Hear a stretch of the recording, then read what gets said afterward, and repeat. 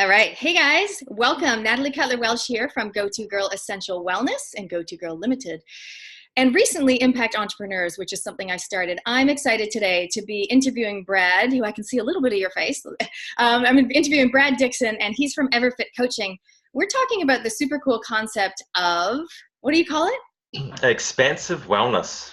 Expansive wellness, which I love that term. So, hey, let's start there. Brad, can you give me a little bit of a window into, I guess, who you are and what exactly expansive wellness means to you? Yeah, sure. Look, yeah, so I'm a physiotherapist by trade. I'm also a coach. I coach endurance athletes. I think I started this wellness journey a few years ago when my uncle was diagnosed with grade 4 bowel cancer. And he blogged and emailed us every week during his final sort of 18 months of life and just talked about how habits and lifestyle has an effect on illness. And it really opened our eyes. My wife, who's a GP, and I looked into some of the things he was talking about and realized that actually what we do, how we think, what we put into our bodies affects our wellness so much more than we were taught maybe in physio and medical school. And then over the last little while, we've also realized that what's good for us can also be good for our communities and the planet. And so when you start to link all that together, it's a really powerful concept. So wellness shouldn't just be about how we feel, but it should be about how we can make others feel and make others make a positive, I suppose, a positive thing effect on other people's lives as well. I love it because I've been talking lately about the concept of whole body wellness. And I'm working with this girl, Gemma, and she came over. She was looking at my son, he's got his alopecia, and she was looking at him. And I love the fact that she also, like you, is a physio, but she's done lots of extra training, and I love the concept of whole body wellness. But you're talking about whole world wellness, which is really Correct. cool.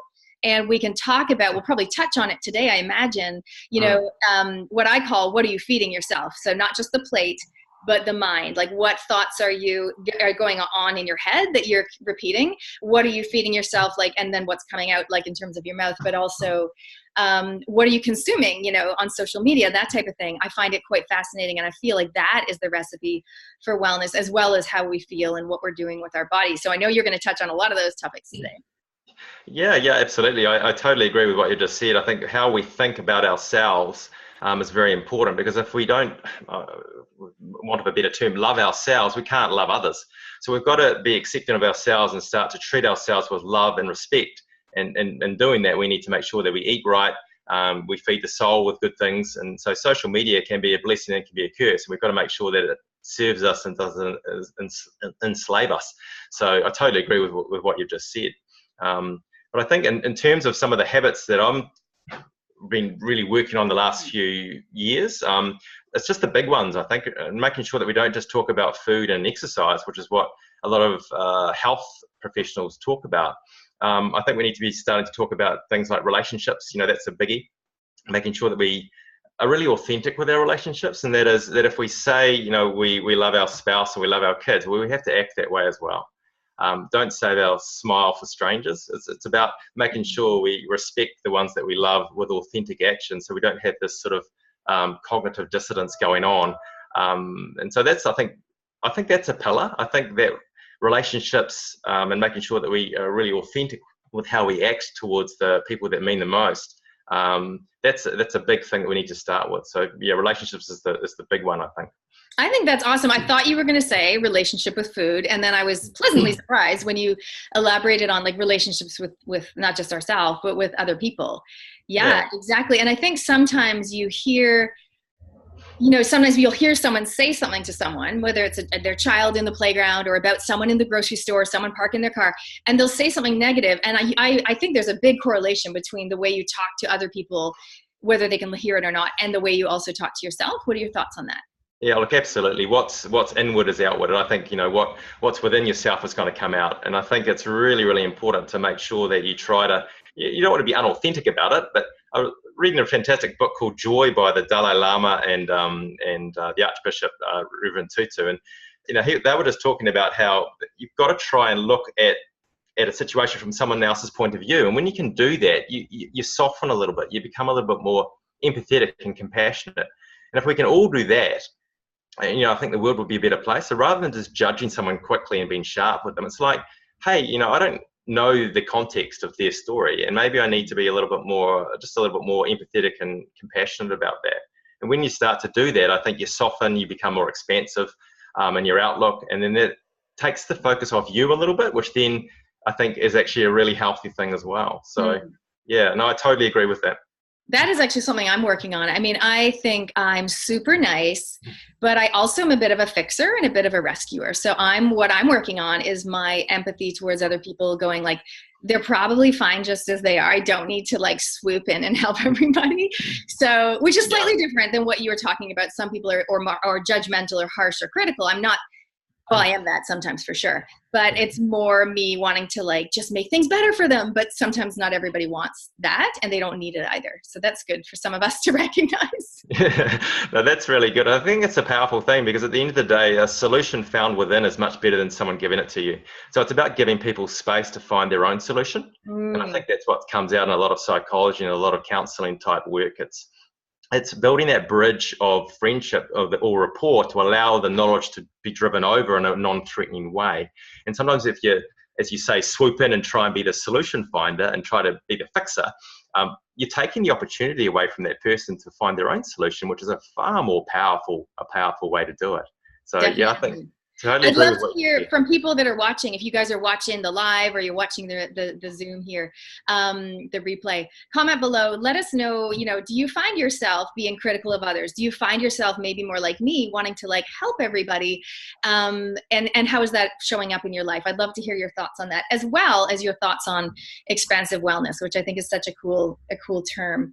I saw on your website, which I Googled real quick before we jumped on the call, you talk about the power is in your hands. Yeah. So what I'm saying, I think what I'm saying is, as a physio, a lot of people come to me and say, I want to be fixed, fix me. And it's like, no, the power is actually within yourself. And so it's about, I can do some things with my hands to adjust and help things along. But at the end of the day, it's actually what you do in your spare time. It's the habits that you do throughout your day that will transform you into who you want to be. It's not about me at all. And so I think more therapists probably need to get that across. Like, we don't want people being therapist reliant. So if someone's coming back to the same therapist week after week after week, what are you achieving? I think we need to make sure that we always put the responsibility back on the patient or the client and say, hey, it's what you do on a daily basis that's going to make the most powerful difference. So let's work on some of those habits. And then you're going to get some real nice traction and momentum forward, rather than having to always rely on a therapist. The therapist has its place, but I think therapy needs to be done when it's really needed to get people back on track, rather than just as a constant type appointment. Yeah, and I imagine that relationship pillar that you mentioned comes in there, whereas maybe there's some people, they feel comfortable telling you their problems, but in their real life, they don't actually share that. And that's probably something that they could shift, is like opening up with more people in their life. So what are some of the other pillars? You talked about relationships. So for you, or in terms of daily rituals or pillars, what else, what else are some of your founding? Yeah, so the daily rituals are pretty simple. One is sleep, making sure you prioritize sleep with good sleep hygiene, and that starts as soon as you get up. So, making sure that you get up, maybe do a little bit of exercise, meditation. So meditation's the other one that I think is really important for today's society, because we're all got this background buzz of anxiety going on because we live in a busy world that our circuitry hasn't caught up with yet. I think from an evolutionary basis, we're not used to this type of stuff happening. So meditation helps hook into who you really are and just slows you down and gets you centered. And I think it's a really powerful thing. So meditation, sleep, just moving more during the day. So I bike to work now. I've got a standing desk, so I don't sit. You standing desk? Oh, love it. So standing desks are fantastic, and I think more people need to have them, because sitting is a way to put the whole body, mind, and soul into a kind of a default mode where it's not healthy. It has real effects on our immunity, on our diaphragmatic breathing, on our digestion, on our blood flow. I think from a massive big rock point of view, we need to stand and move more during the day, get into nature if we can, and try to stay away from being in the box, because when we're not designed to sit and have little small movements, just creates discomfort, pain, and injury. And if we can understand that, then we can make some big changes going forward. Yeah. Okay, I got to ask you about something. You said that you've got all these buzzwords. It's awesome. I love jargon and buzzwords too. So you said sleep, hygiene. Yeah. Yeah, sleep hygiene. So sleep hygiene is basically making sure you tidy up your habits around sleep. Okay. So for instance, a big one is no screen time, an hour, 90 minutes before, so that the blue light doesn't interrupt your melatonin response. Melatonin is your sleep quality hormone. So if you're on your screen till just before you go to bed, you're ruining that first 60 minutes of sleep where you get a big increase in melatonin, and that has a big cascading effect on a lot of other hormones that help with repair and rejuvenation. So 90 minutes of no screen time, and then thinking about just downshifting a little bit before bed. So not only no screen time, but maybe just having some music or reading a book, or just relaxing, allowing the body to flux from movement to sleep, and having that hygiene period in between, or that bridge period. So sleep hygiene for me is, it's all about making sure that you prepare the body and mind for some real restoration, and really prioritize sleep, because sleep's the best enhancing performance drug we have. And I think, it's interesting because people know that, and we even teach our kids, and we'll get into parenting in a sec. We know, you grow when you sleep, you heal when you sleep. But I think people know that, but they still find it hard, especially in today's day and age of, Lightbox and Netflix, to limit their screen time. Or at least for me, sometimes it will be like, oh, I'll just quickly, whatever, check this email. And even if I don't reply, it's in my brain. And because I'm such a go-getter, it's like, it's really hard to move on from that. So we've got Allison here saying sleep hygiene is where I need to practice what I preach, slowly getting better. I use meditation for sleep. So I just got myself the Calm app. But it definitely, I hear you, Allison. It's definitely one of my areas that I'm like, okay, you know what? I know it, but now it's a matter of making it a ritual, actually doing it, taking the action. Yeah, agree. Keeping the screen closed. Absolutely agree. And another really good app is Headspace. So I use Headspace with Andy Petticoom. He's a fantastic ordained Tibetan monk. And he has just got this fantastic app, Headspace. So I really recommend people, if they want to try meditation out, you've got Calm, you've got Smiling Mind, and Headspace, I think, are the best 3 apps at the moment regarding meditation. So I think everybody should try and really look at the meditation and sleep combo. I think once you get those going and stacking those habits, you can really help improve your well-being. Yeah, and it trickles into other parts of our life. I know that at my kids' school, this is super cool, and this gives me real hope for the future. Just like you as a physio talking about expansive wellness, I just get so excited. I'm like, okay, the lines between like the medical world and, and holistic, they're merging, which is just so exciting for me. Coming from a very medical family, and like I said before the call, I'm the green sheep in my family. I always have been, and I'm excited to see these worlds colliding a little bit. But at my kids' school, all the teachers now are encouraged to get the Headspace app and to do that daily, which I think is amazing. Yeah, I agree. I totally agree with you. I think there's a real shift now in people wanting to be proactive with their health. So I think it's fantastic. Yeah, really fantastic. All right. So let's see. I know you talked about the power is in your hands. So for me, one of my phrases I love saying is I say, you are the CEO of your own life. And I and my family, and in my culture with myself, my clients, my friends, I'm really into what I call empowered languaging. So meaning, positive, like trying to basically ditch the words should, need, and dressed from our vocab. And even that little shift, that's my tip for people. If you haven't heard me rant on about it, it's a super hot tip. It's a game changer. If you catch yourself when you say the words, I should do this, or I need to do that, or if you shift that and literally delete that when you're texting that message and you say that word should, delete, say want instead, it's so empowering, and it reminds you that you are actually in charge. And so instead of being in like, well, I can't possibly, go to bed earlier because XYZ, it's like, well, actually you are your own boss. Yeah, totally agree. Someone else, like you actually are, you're still your own boss. Yeah, totally agree. And I think that gives a lot of power to people, because once people understand they have the power to make those very small changes at first, it really is that snowball effect and that momentum gains. And it's a really exciting concept. So I totally agree. That's a great way to look at it. So let's talk about what you're feeding yourself on the plate. I know that when I had a quick squiz at your stuff, you're plant-based lifestyle. My husband would be very excited because it's now 1 year since he went vegan. And I used to be able to run faster than him, and now he's like shed some weight, and it's like we did this park run in Adelaide, and I tell you, I was just left in the dust.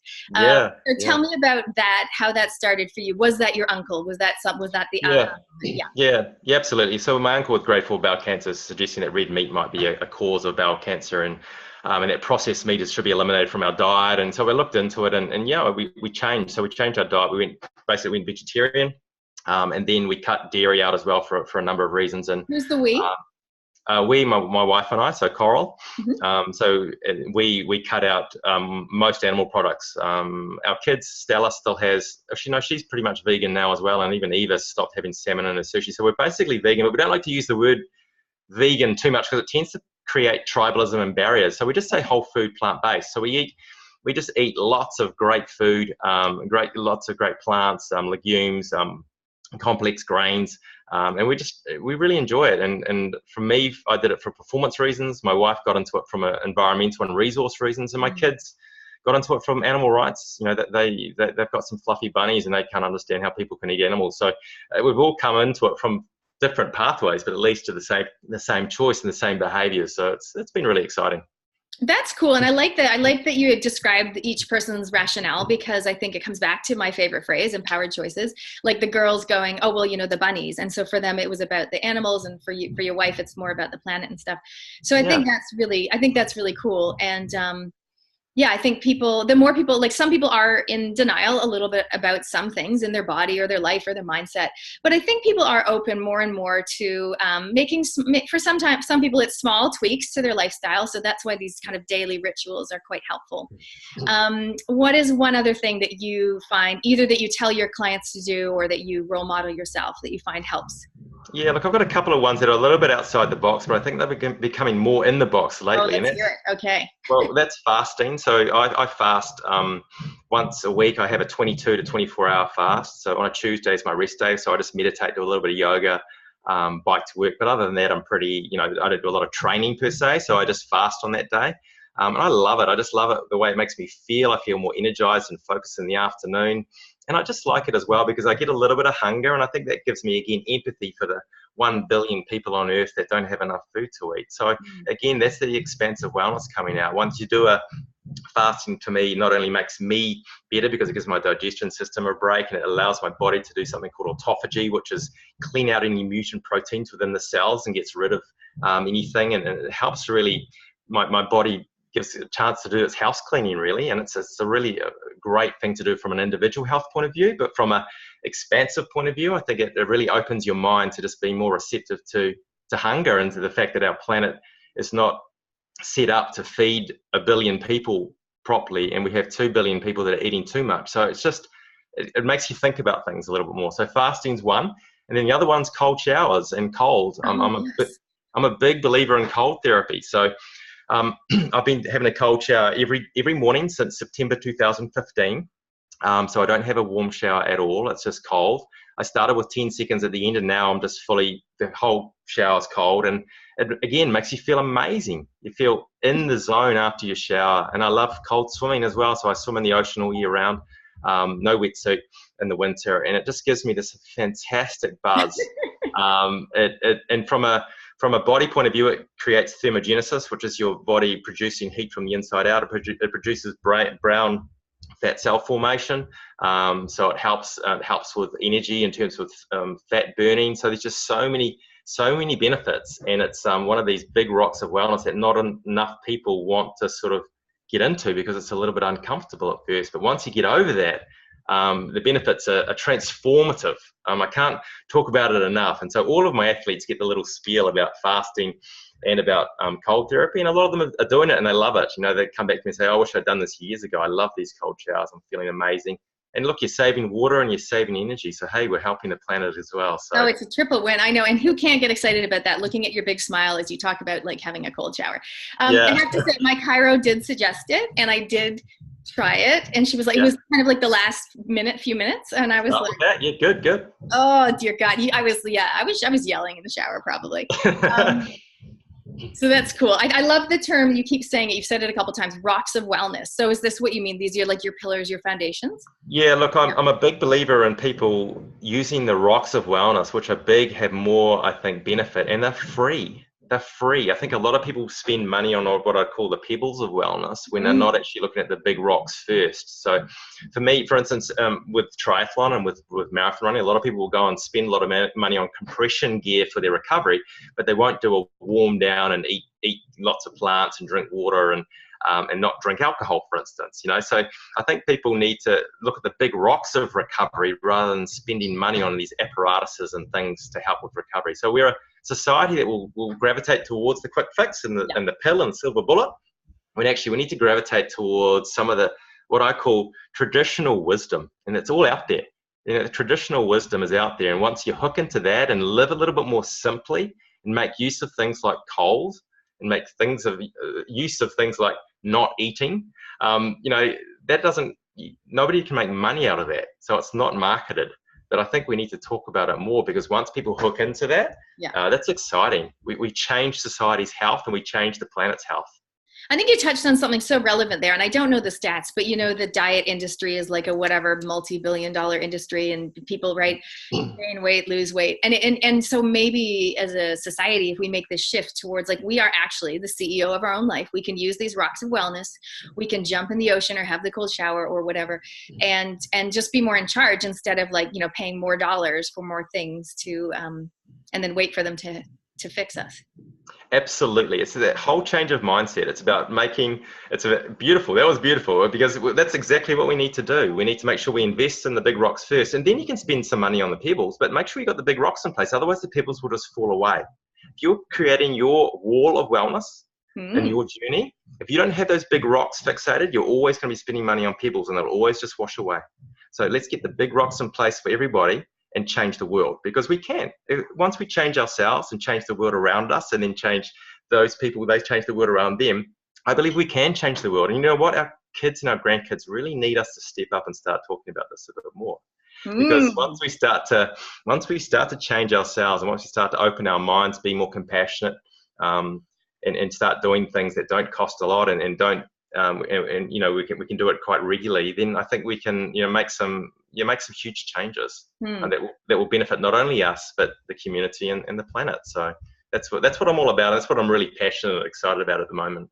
Yeah, I can tell. I mean, I think these conscious conversations are so important, and that's kind of the reason why I'm doing these, not even interviews, like chats, these discussions with people. So I want to know from you, I talked about the concept of impact entrepreneurs. So and I know you've touched on you've got a few things going on with the environment and the plant-based living and that type of thing. What is is there one certain cause or charity or thing that really stands out for you? I talk about follow your fire, right? Like do what really gets you effing pissed off or super excited, like whatever the fire is.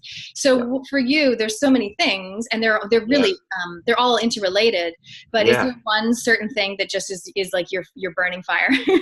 That's a really cool question. And look, I'm glad you brought that up. Our family, Coral and I, we have our investment portfolio, and our investment portfolio is the charities that we give to make ourselves feel good and make sure that we're investing in changing the world. And so we've got 3 big charities that we give to, and then we've got another 8 or 9 that we sort of change around year by year, depending on where our hearts are led. Yeah. So we've got one called Charity Water. Yes. So that's an American charity organization that does fantastic work in basically building wells in countries where water is scarce. And look, water is going to become even more scarce with the way that our food system is. And so we really need to look at that a little bit more in depth. So Charity Water is one. Another one is the Salvation Army. So that's a local charity here that does a lot of really good work with the people that are down and out, people on the street.